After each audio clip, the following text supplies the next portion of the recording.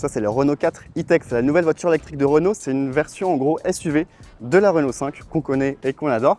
Elle est plus longue, 4,14 m. Je ne sais pas si vous vous rappelez, la Renault 4, c'était une voiture qui était très populaire dans les années 70. Donc là, en fait, c'est un peu une réinterprétation vraiment très moderne. Vous voyez par exemple ça, c'est des full LED.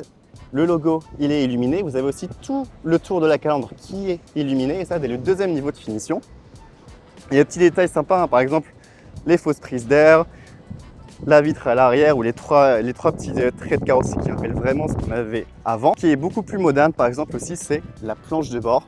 Donc là, qui est vraiment reprise de la Renault 5, mais c'est pas une mauvaise chose, même au contraire. L'écran, par exemple, ça c'est un écran de 10 pouces avec Google intégré. Donc ça, par exemple, c'est Google Maps. Vous pouvez avoir l'assistant Google. Vous avez aussi un App Store avec tout ce que vous voulez, Spotify, Waze, Deezer. Vous pouvez même avoir Canal+, par exemple, pendant les recharger, évidemment.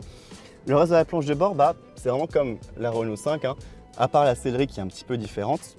Par contre, ce qui change vraiment, c'est à l'arrière, qui n'est pas vraiment le point fort de la Renault 5. Et ici, on a quand même beaucoup plus de place, ne serait-ce qu'au niveau des jambes. Et puis par exemple, avoir un petit rangement dans les contreportes, avoir un petit peu de tissu ici, avoir des prises USB pour les longs trajets, ça change vraiment la donne.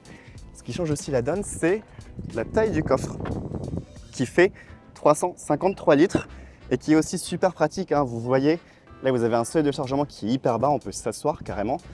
Là vous avez par exemple un bagage cabine, un sac à dos, on a encore vraiment la place, sachant que on a encore un petit espace ici par exemple pour changer les câbles, sachant qu'il n'y a pas de coffre à l'avant. Et si elle vous plaît, la bonne nouvelle c'est qu'elle est déjà disponible à la commande. Deux versions, une avec 300 km d'autonomie qui commence à 29 990 € sans bonus, et une, celle qu'on a là avec la grande batterie, 400 km d'autonomie, 33 490 €, là aussi sans bonus. Dites-moi ce que tu en penses.